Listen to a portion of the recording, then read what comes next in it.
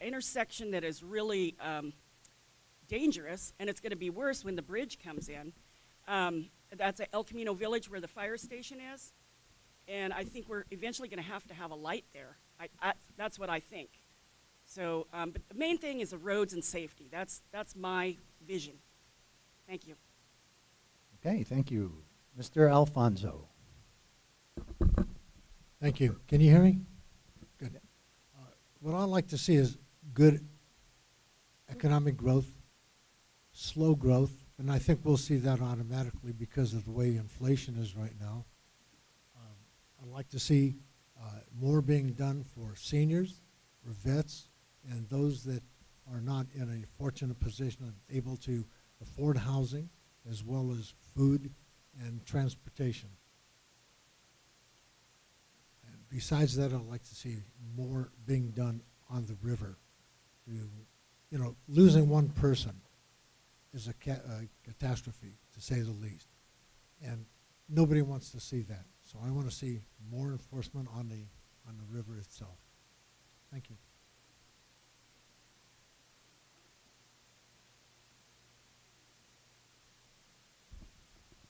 Want me to say it again? We couldn't hear you. Oh, the last part I said was I want to see more enforcement on a river because we don't want to see anybody getting injured, getting killed.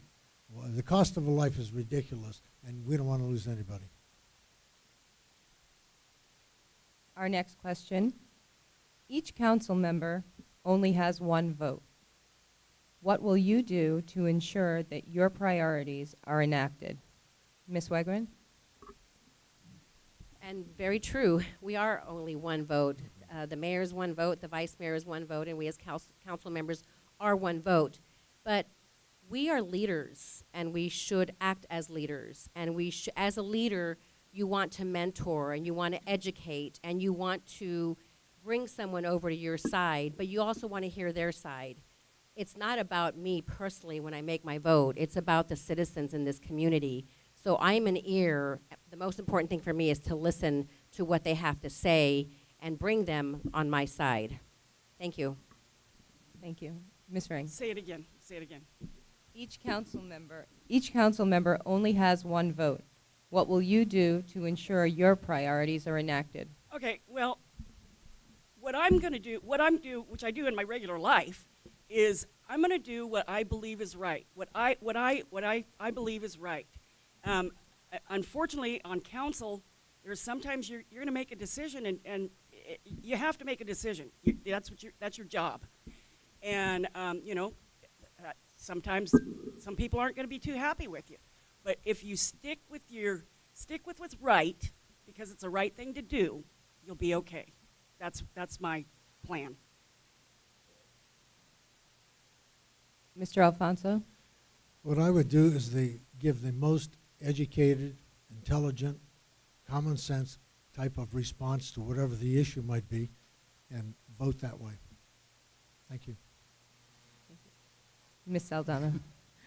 I would probably do a lot of research on it because, and then talk to the other members and see if we can come up with a good idea of what we're going to be voting on. And again, I'm here for the people. I'm their voice, and I listen to them of what they want to see in the community. So that's what I'll go for, because when I was out there campaigning, I made promises that I would be there for them, that I would listen and hear what they have to say. Thank you. Okay, candidates, the next question is, access to affordable housing is a growing issue locally.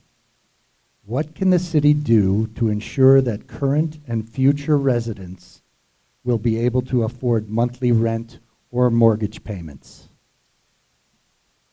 Ms. Ring. I'm a realtor, and the affordable housing is a serious issue. Our office does rentals. I personally don't, but the people come in.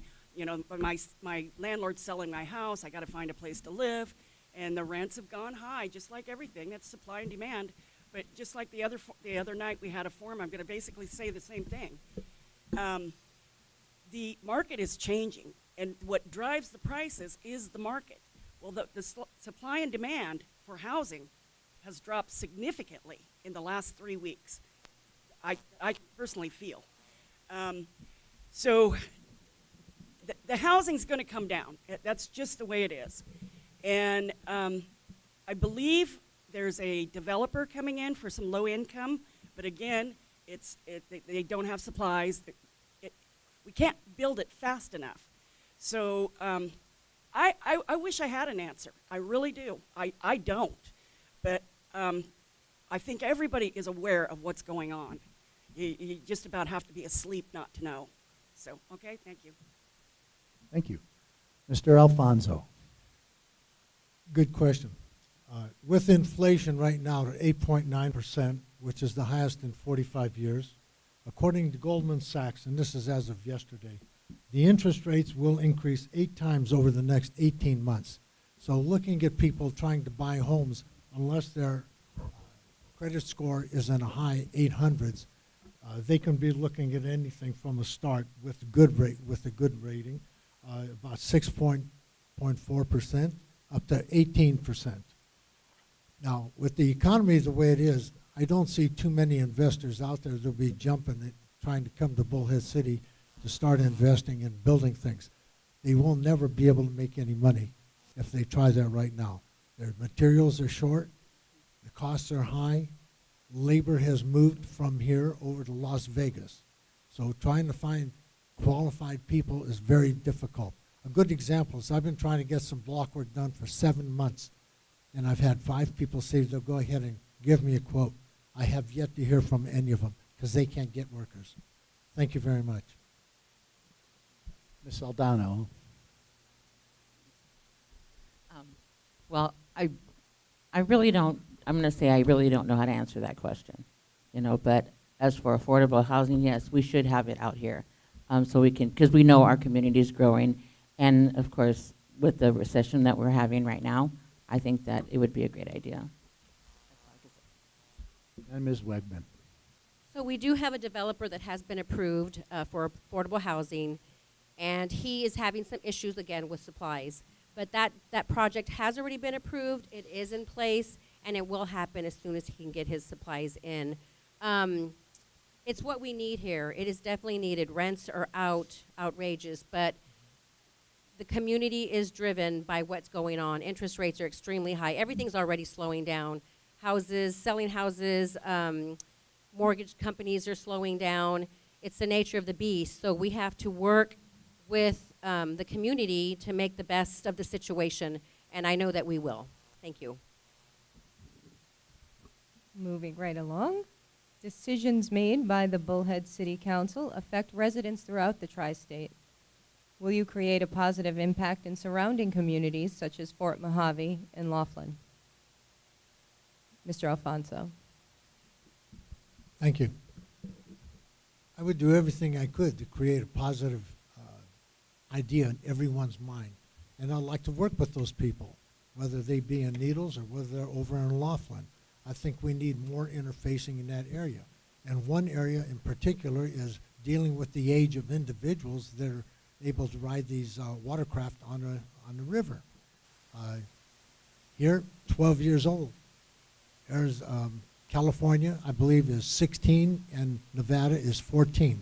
I'd like to see a consortium get together and see if they can work something out. If not, petition the legislation to see if, the legislators to see if the legislation could be passed that would help. Thank you much. Thank you. Ms. Saldana. Can you repeat the question, please?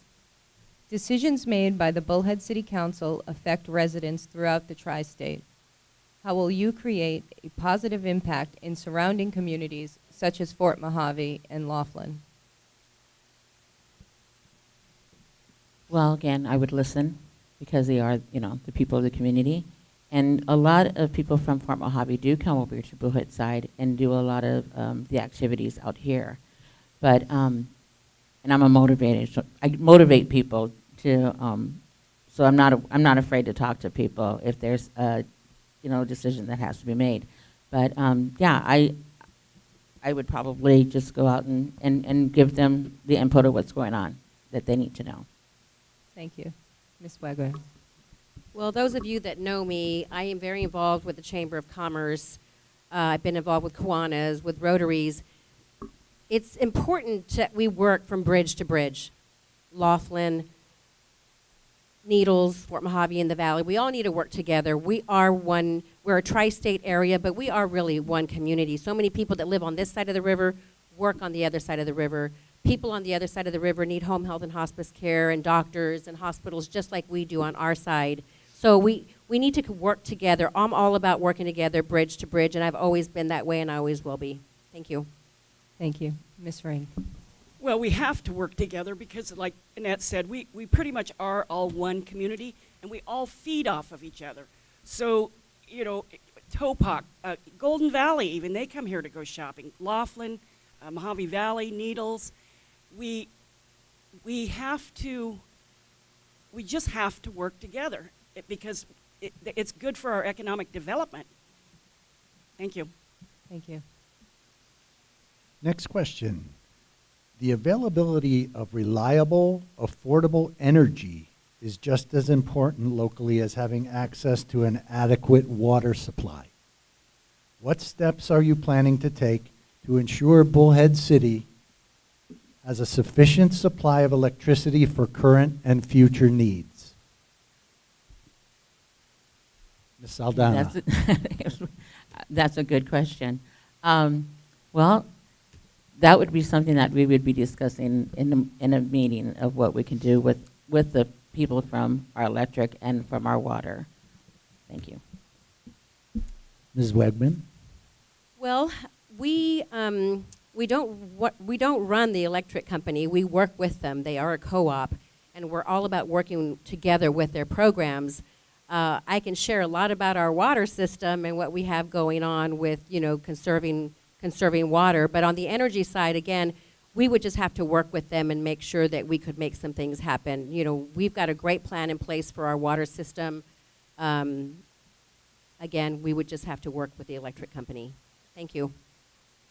Ms. Say the question again. Okay, sure. The availability of reliable, affordable energy is just as important locally as having access to an adequate water supply. What steps are you planning to take to ensure Bullhead City has a sufficient supply of electricity for current and future needs? I was just reading about that in the paper, and it's on the news. The Lake Mead, we're in trouble. We are in trouble. There's no doubt about that. I personally do not have the answer, but I would rely on people that are much more knowledgeable in that area to, you know, if they need our support, well, we need to support them. But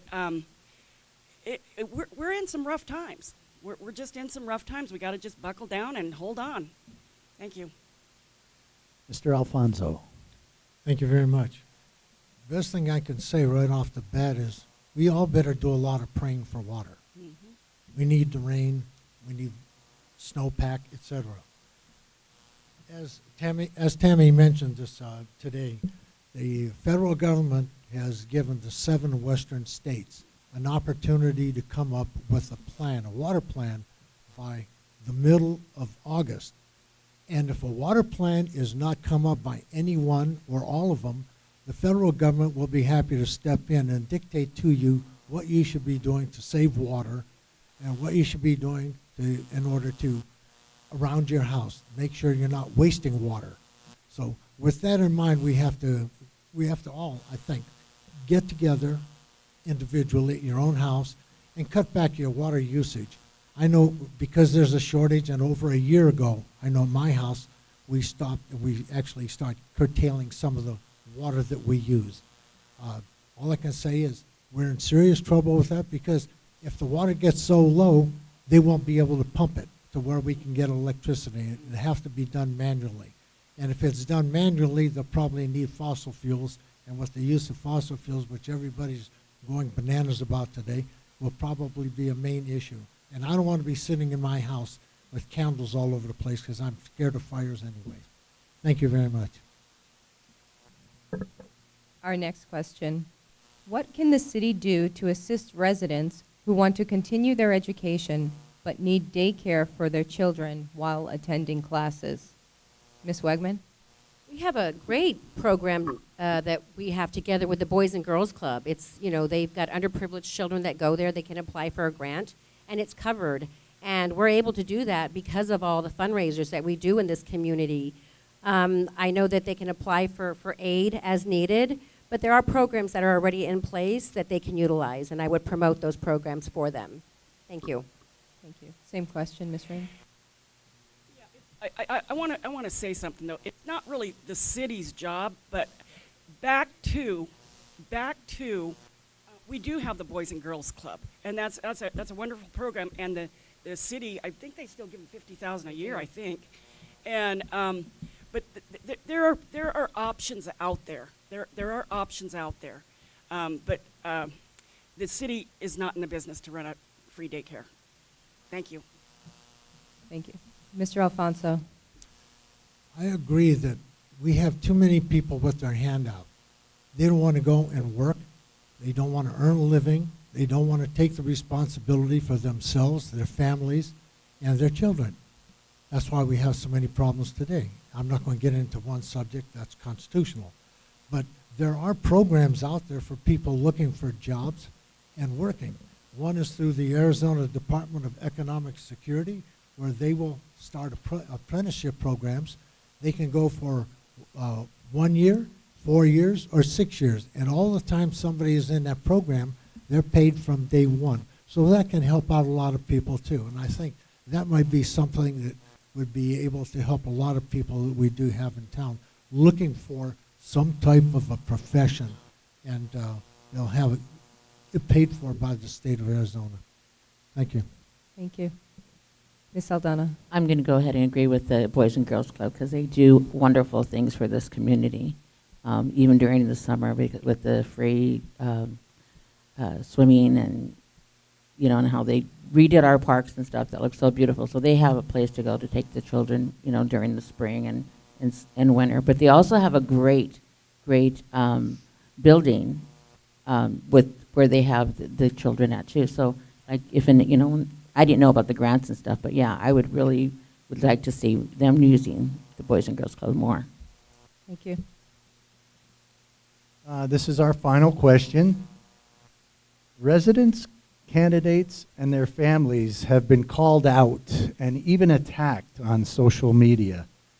What have you done to rein in the abusive, deceptive, and negative campaigning by any of your supporters? Ms. Ring. Well, unfortunately, this is politics, okay? So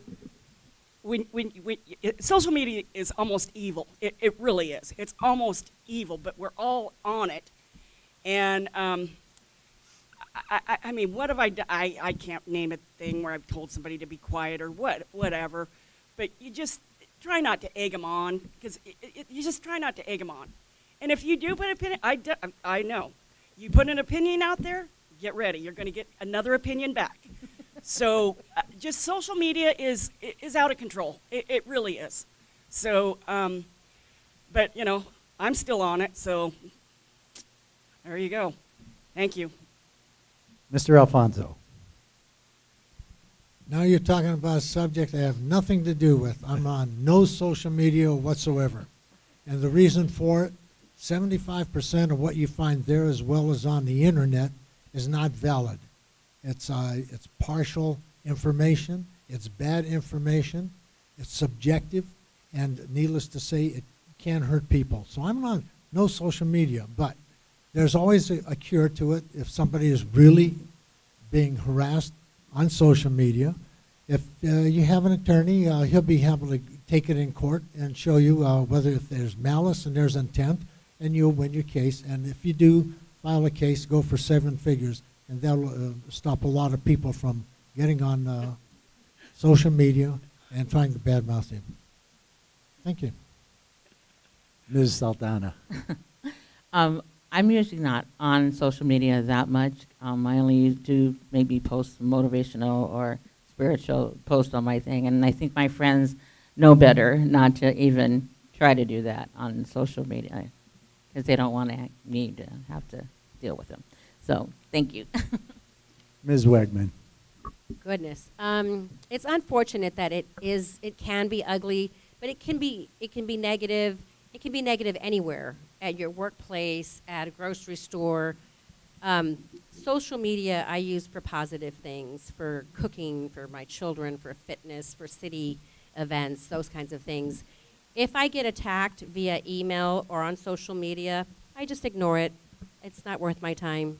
If somebody really wants to know something about me, come to me, ask me, I'll talk to you, but don't attack me. We're human beings. We can respect each other and get along. I'll just ignore it. Thank you. Well, thank you, candidates, for all of your candid answers. And now you will all have the opportunity to give your best 2-minute closing pitch to us. And we are going to start with Mr. Alfonso. Before we start with that, can I just say thank you to Tara, who's with Mojave Valley News, Dominic Dragon with the Murphy Broadcasting, Kat Smith with Murphy Broadcasting, MCC for the use of their facility, and Larry Kendrick, who did not make it tonight. Now I'll give mine. So don't start the clock.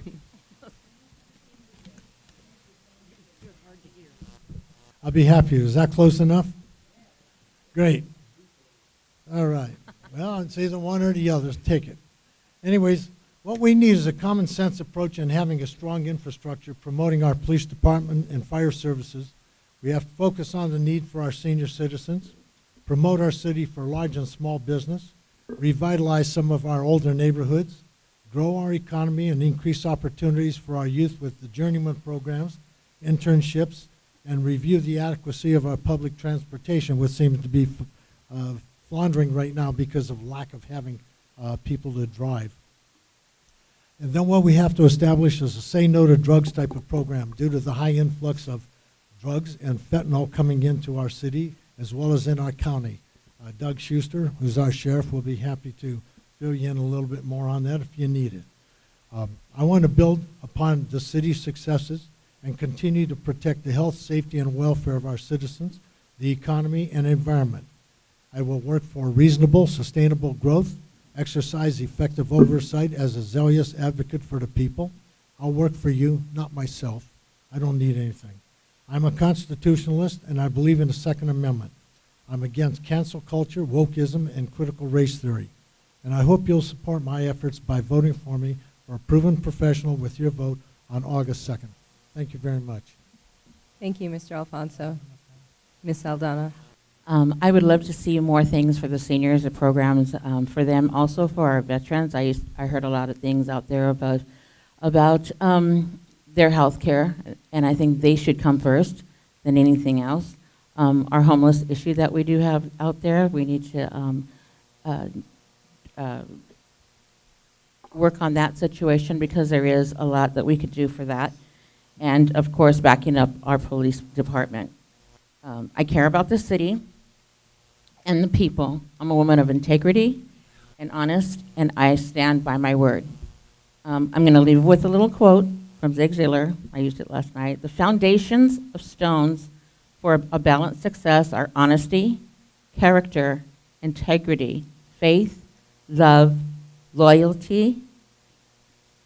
My name is Linda Saldana, the voice of the people, and I would really appreciate your vote on August 2nd. Thank you so much. Thank you, Ms. Saldana. Ms. Wegman. Annette Wegman here. I've originally moved here from Texas 15 years ago. I raised my 3 children here. They were 9, 6, and 3 at the time. They are 25, 22, and 18. I have 2 that are, one's graduated from college. My second one is getting ready to graduate as well. This community has been very good to me, and I wanted to give back. I've served on the Boys and Girls Club board, the Chamber of Commerce board. I'm a chamber ambassador currently. I'm on the board of the Women's Council, and I'm very proud of what we've done. And I have represented this city very well, not only in the Phoenix area, but in the Las Vegas area, attending conventions to promote our city. Public safety is number 1 for me on the river and on our roads. I'm so proud of the bridge. I'm proud of condemning EPCOR. I'm proud of our growth, and I know that you guys see a lot of it happening. Our right turning lanes that we're going to be putting in, additional roads up off Landon and Vanderslice. There's so much that I would like to talk about, but I don't have that much time. So it's a great community. I don't think I would have been able to raise my children anywhere else economically as I did here. Some of the major projects that I'm really proud of is Popeyes, the Dollar Store, the Ulta Beauty Store, Jimmy John's, Dunkin' Donuts, Rosati's, and I could just go on and on. Our parks, our tourism, our sports development that we bring into our community, all of that helps our economy and allows us to do these things. So I've been serving for 6 years. Again, I would like to continue to serve another term. Please vote for me, Annette Wegman, for City Council. This is my community, your community, our community. Thank you. Thank you, Ms. Wegman. Ms. Ring. We are closing remarks. Okay, sorry about that. I've lived here 31 years, and out of 23 of those 31 years, I've made my own way. When I say made my own way, I mean I made my own reign, my own business, my own thing. I'm very proud of that. But the reason I bring that up is because I don't know if I could have done that anywhere else. So I'm really grateful, and I owe it to this community for the goodness that I've had. And, you know, I support the, of course, Back the Blue is big for me. It should be across the nation. Unfortunately, it's not right now. But as far as Dan was bringing up the drugs and fentanyl, we need to shut the border. That's a problem. That's a problem. And I don't know how I can do it on a local level, but I know we can contact, you know, the state, that kind of stuff. But I have experience on the council. I am honest, reasonably bright, and I'm asking for your vote August 2nd. Thank you. Thank you, Ms. Ring.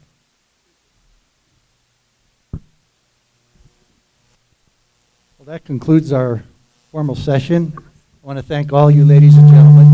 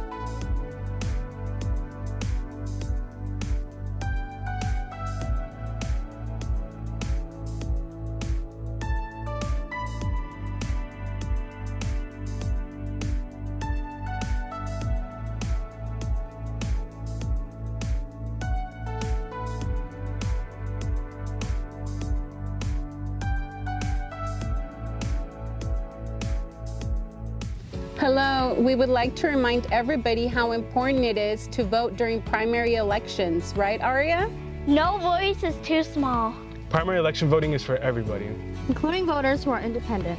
Request your mail-in ballot today or come vote in person on August 2nd. Dr. Ziri for mayor. Community first.